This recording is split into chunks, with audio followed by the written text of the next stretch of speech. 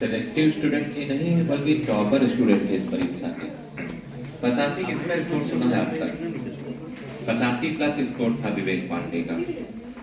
और कोई भी परीक्षा चाहे छोटी हो चाहे बड़ी हो, डेडिकेशन की परीक्षा होती है, गंभीरता से तैयारी करने की परीक्षा होती है, अनुशासन की होती है, नियमितता की होती है और भरोसे की होती है। तो जितनी बातें मैं बोल गया वो सारे गुण कूट कूट कर विवेक पांडे में भरे हैं और सारे बच्चों में भरे हैं।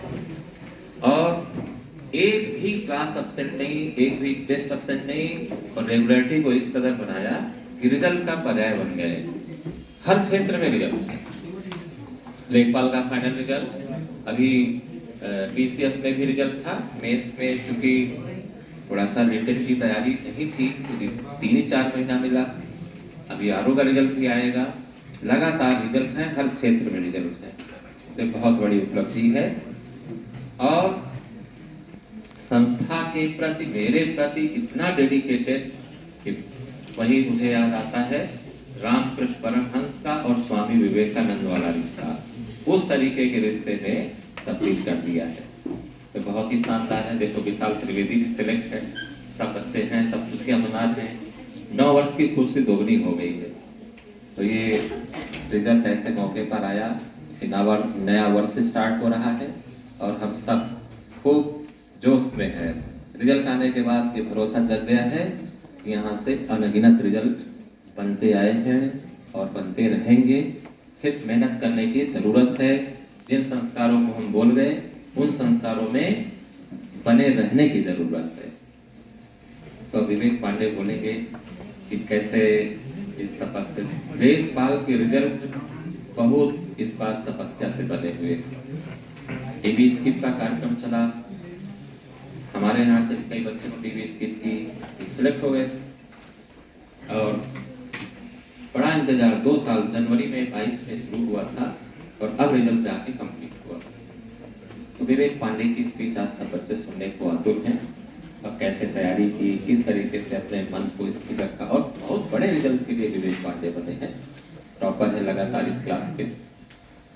तो विवेक पांडे बताएंगे कि कैसे जितनी बातें बोली गई कि एक डेडिकेशन के साथ, भरोसे के साथ, धैर्य के साथ लगातार संघर्ष करना, नियमित रूप से उपस्थित होना, कैसे इनको लगातार कंसिस्टेंसी बनाए रखते हैं, इन सारे संस्कारों के साथ वो चीज जाननी है।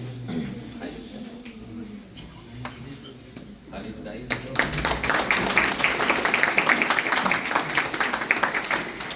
जय गणेश। देखिए सबसे बड़ी कृपा है गणेश जी की और सर की। तो जिसको भी यहाँ आने का मौका मिलता है सेलेक्ट होने के बाद, तो ये इन 2 लोगों की कृपा सबसे बड़ी होती है, तभी यहाँ आने का मौका मिलता है। लेकिन पढ़ाई तो इंसान खुद ही करता है। डेडिकेशन सर जो यहाँ बोलते हैं उससे आता है, मोटिवेशन और लगातार आपको यहाँ क्लास में बने रहना, क्योंकि उत्तर प्रदेश में नौकरी पाना बहुत मुश्किल हो गया है, खास करके युवा कैटेगरी को। तो यहाँ पे धैर्य की परीक्षा ज़्यादा है। पढ़ते सभी हैं लेकिन धैर्य कम लोग बनाए रखते हैं। कई बार होगा कि 1 नंबर 2 नंबर से रह जाते हैं लोग, तो उसमें वो फ्रस्ट्रेट हो जाते हैं और छोड़ देते हैं तैयारी। बस उसी जगह धैर्य बनाना है। ऐसा नहीं है कि आज हम यहाँ पर टॉप किए या 85-86 नंबर जो भी आए तो एक बार में, कई बार असफल भी हुए। तो उन असफलताओं देवेंद्र और राहुल आ जाए तो लड्डू कितना वितरण करें बच्चों को। देवेंद्र और राहुल। तो उस असफलता के दौर में भी आपको बहुत ज्यादा दुख नहीं मनाना है। 1-2 दिन का दुख मनाकर फिर से अपने काम में लग जाना है। क्योंकि ये आप सोच लीजिए कि एक परीक्षा में अंतिम रूप से चयन आगे का जीवन आपका अच्छा कर देगा। एक परीक्षा में नहीं हुआ, दूसरे में होगा, दूसरे में होगा, तीसरे में होगा, होगा जरूर। जो भी लगा रहता है, मैं स्टार्टिंग में जब जून 2019 में यहाँ आया तो सर बोलते रहते थे, तो सर ने भी बोला था कि लगे रहने का नाम रिजल्ट है। मैंने उसी वाक्य को पकड़ लिया था, सूत्र वाक्य बना लिया उसको कि लगे रहना है, जब मिलेगा तब देखा जाएगा। रिजल्ट का कभी सोचा ही नहीं कि ये इसको पास कर ले उसको पास कर ले, वो पढ़ते रहे यहाँ पर, यही यहाँ की गतिविधियों में ढलते रहे बस, और ढलते ढलते ढलते ढलते फिर कंसिस्टेंसी आ गई और चीज़ें दिमाग में चिपक गई। और जब चीज़ें दिमाग में चिपक जाती तो कन्फ्यूजन जो होता है पेपर सॉल्व करते टाइम वो दूर हो जाता है। और तभी आपके तुक्के लगना भी स्टार्ट होते हैं।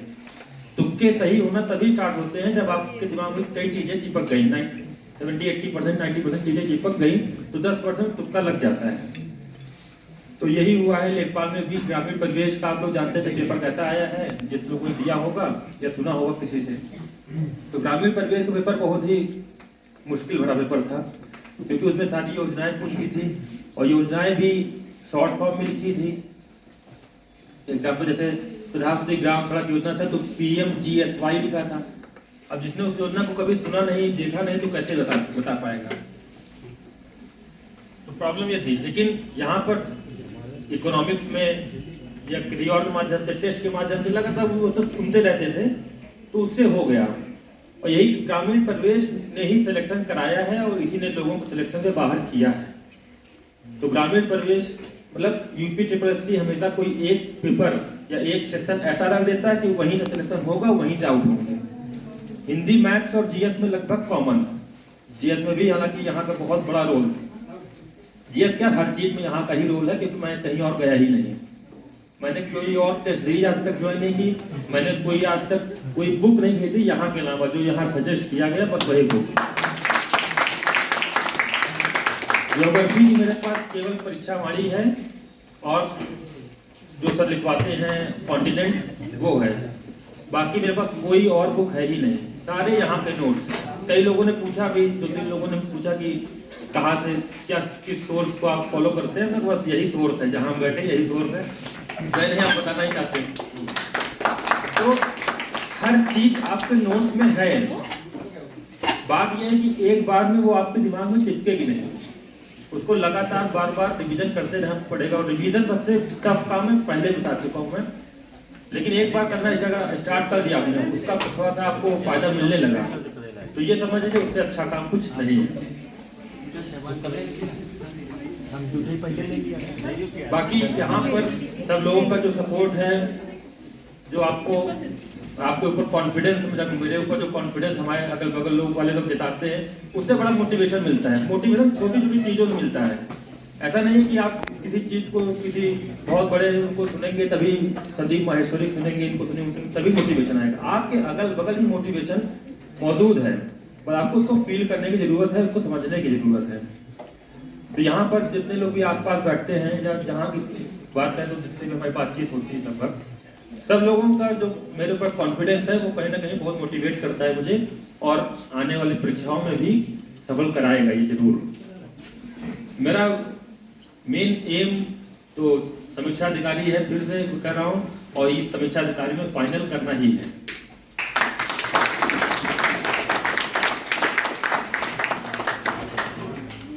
और रही बात उसकी कि लगातार कैसे क्लास में बने रहना, तो देखिए क्लास में बने रहेंगे तभी आप रूटीन में रहेंगे। और क्लास ना आने का मतलब है कि आपका वो दिन पर्टिकुलर जिस दिन नहीं आया आप, तो वो दिन आपको प्रोडक्टिव नहीं होगा पढ़ाई में। तो आपको अपने प्रायोरिटी नंबर 1 पे पढ़ाई रखना है। जो भी आपने छोटे छोटे टारगेट्स लिए हैं, यहाँ दिए भी जाते हैं डेली टारगेट्स कि क्विज करना है, ये करना है, वो करना है। टेस्ट भी लगातार लगते हैं, स्पेशल टेस्ट भी लगे रहते हैं, PCS के एग्जाम के पहले भी, RO के एग्जाम पहले फिर लगते हैं। तो मतलब इतना काम है कि आप उन्हीं चीज़ों में बिजी रह सकते हैं और इंटरेस्टिंगली बिजी रह सकते हैं। ऐसा नहीं कि आप बहुत बर्डन लेकर, स्टार्टिंग में बर्डन लगता है, लेकिन जहाँ आपने यहाँ पे 5-6 दिन तैयारी की, बर्डन नहीं लगेगा फिर। लेकिन फॉलो करना पड़ेगा, जिम्मेदारी पढ़ना पड़ेगा। तब अगल बगल का एटमॉस्फेयर बनाइए उस तरह से, तब तो इंटरेस्ट रहेगा पढ़ाई में। अगल बगल फालतू की बातें न करके पढ़ाई की बातें या कुछ क्वेश्चन के रूप में कैसे भी करिए, मतलब उसको अपनी लाइफ में इन्वॉल्व कर लीजिए। तो ये लेखपाल का रिजल्ट हालांकि कोई बहुत बड़ा रिजल्ट नहीं है, जिस हिसाब से यहाँ पे तैयारी है बच्चों की और मेरी खुद की भी, ये ओवर कॉन्फिडेंस नहीं, कॉन्फिडेंस है कि तैयारी इस लेवल की है कि RO तो जरूर निकलना चाहिए।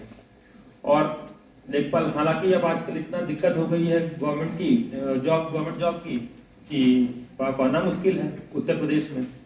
तो यहाँ पर एक नौकरी की ज़रूरत बहुत है, क्योंकि इकोनॉमिक एम्पावरमेंट हो जाता है और सोशल स्टेटस से भी आप थोड़ा सा अच्छा फील करते हैं जब आप कोई गवर्नमेंट जॉब में होते हैं। तो ये कुछ बातें हैं, और इन्हीं के साथ में जैसे देवेंद्र हो गया, विशाल हो गया, रूबी भैया हो गए, बहुत सपोर्टिव, मतलब किसी भी काम की कह दो हमेशा तैयार है। तो ऐसे फ्रेंड्स होने चाहिए जो आपके लिए हमेशा खड़े हैं और आप उनके लिए खड़े रहिए। तो 2-3-4 लोग आपकी लाइफ में ऐसे होने चाहिए जिससे आप हर तरह की बातें कह सकें, क्योंकि तैयारी प्रिपरेशन के दौरान बहुत सारी बातें दिक्कतें आती हैं जो आपके दिमाग में अगर केवल रह जाएंगे तो आप तैयारी नहीं कर पाएंगे। तो उनको आपको पूरी तरह किसी चीज़ को बताना पड़ेगा, किसी न कोई ऐसा होना चाहिए आपके पास। तो ऐसे दोस्त बनाइए, और जो भी यहाँ प्रोग्राम चल रहे हैं सारे, हर हफ्ते रिजल्ट, मतलब रिजल्ट की साल पिछले 6 महीने में बरसात हो गई है। पिछले 6 महीने में यहाँ पर रिजल्ट की बरसात जैसी हुई है। और अभी उत्तर प्रदेश पुलिस आया है, इसमें तो एकदम समझ लीजिए कि बाढ़ आ जाएगी। 60,000 पोस्ट हैं, छोटी छोटी पोस्ट होती हैं जब तब इतने रिजल्ट यहाँ से आते हैं, और 60,000 में तो जो बच्चा बैठेगा यहाँ पे उसका हो जाएगा, चाहे उनमें लड़का हो चाहे लड़की हो, उसका हो ही जाना है, फिजिकल अपना तैयार कर देगा। तो ये है कि यहाँ पर जिसने सारे प्रोग्राम्स को तन्मयता से फॉलो किया उसका रिजल्ट पक्का रहता है।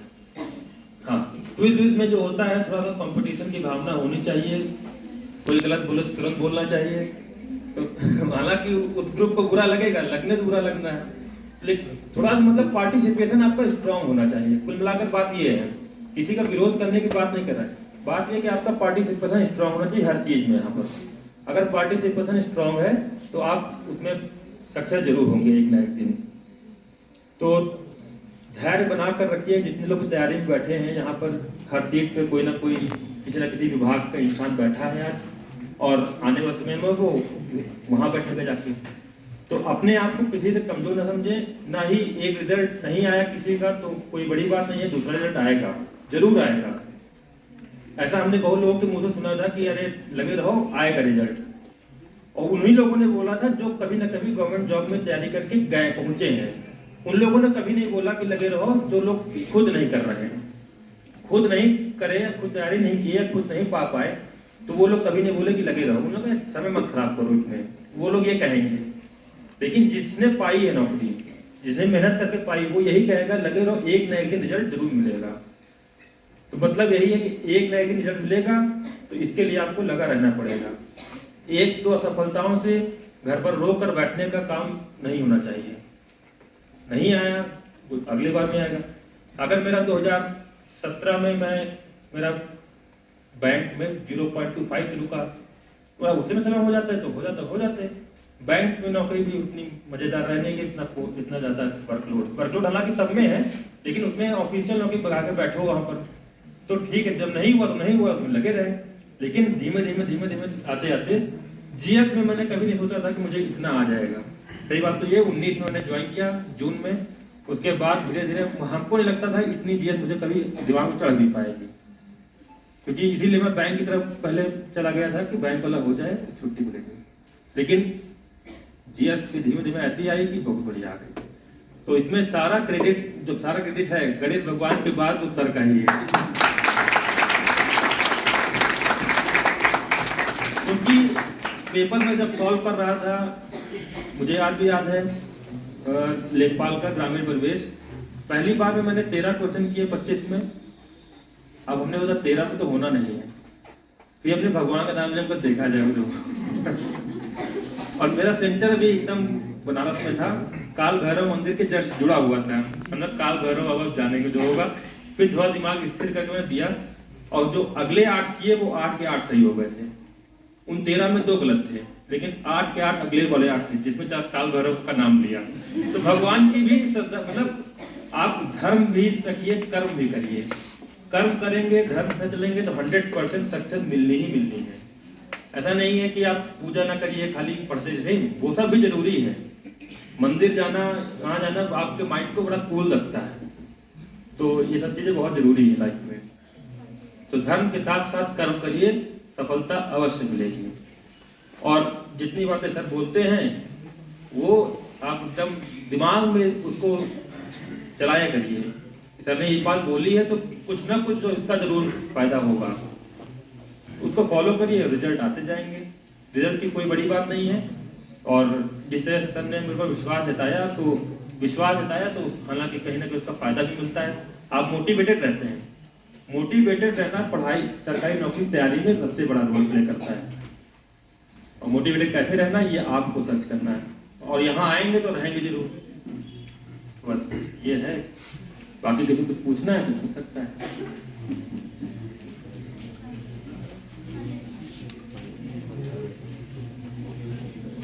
मैं तो चाहूंगा कि मुझे लाइब्रेरी ही मिल जाए तो ज़्यादा अच्छा है, तो कम से कम कोचिंग से जुड़े रहेंगे हमेशा। अब कहीं बाहर मेरे को जाना पड़ेगा, मजबूरी है, लेकिन हाँ ये है कि आरओ तक तो मैं पूरी तरह से समर्पित रहूंगा, ठीक हो जाए मेरा यहीं से। पहले प्रीलिम्स ही सबसे बड़ा अड़ंगा होता है आरओ पे, प्रीलिम्स निकल गया तो फिर मेन भी निकल जाएगा। तो ये है, बाकी ठीक है।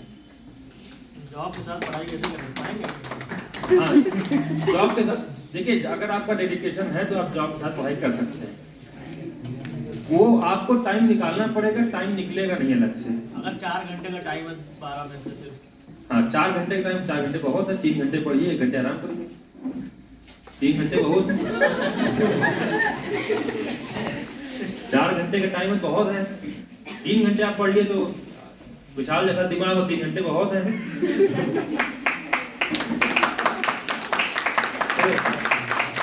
पढ़ने आपके लिए कुछ नया है ही नहीं। सबसे बड़ी बात तो ये है, जो इतने यहाँ पे साल, 1.5 साल, 2 साल तैयारी के लिए, उसके लिए कुछ नया नहीं है। उसको केवल रिवीजन की जरूरत है। तो 2-3 घंटे रिवीजन बहुत है दिन भर में, और टेस्ट देते रहिए। बस टेस्ट से दूर हुए तो आप पढ़ाई दूर हो जाएंगे। ये मैं बार बार कहता हूँ, आज से चालू। संडे 9 बजे नहीं खुलती है, एक दिन मिलता है। तो यही सब तो मैनेज करना पड़ेगा। अगर आपने